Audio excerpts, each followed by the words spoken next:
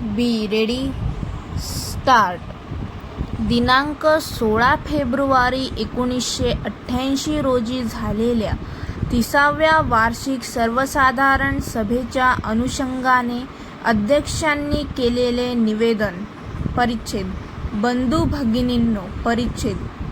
आपल्या कंपनीच्या 30व्या वार्षिक सर्वसाधारण सभेस आपणा सर्वांचे कंपनीच्या वतीने मनपूर्वक स्वागत करण्यास मला अत्यंत आनंद होत आहे.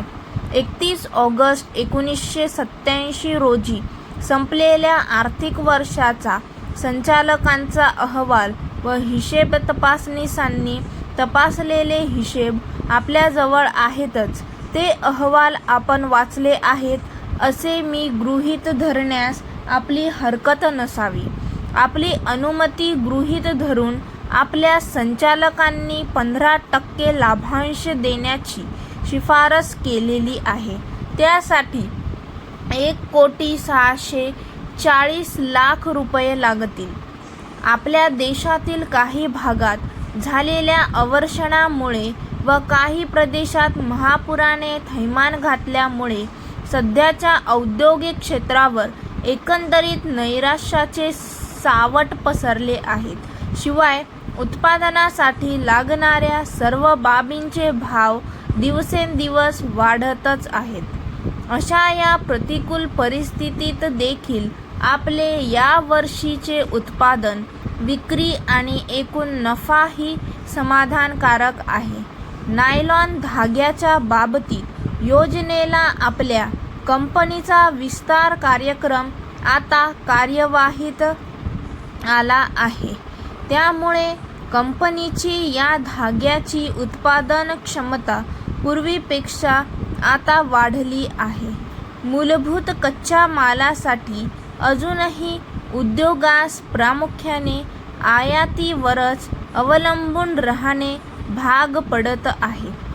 दक्षिण भारतात आणखी एका उत्पादन केंद्राची उभारणी केली जात आहे. हे केंद्र 1979 अखेरीस कार्यान्वित होईल.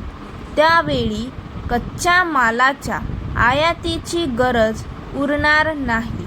जकात कराचे भरमसाठ दर अद्यापही तसेच आहेत.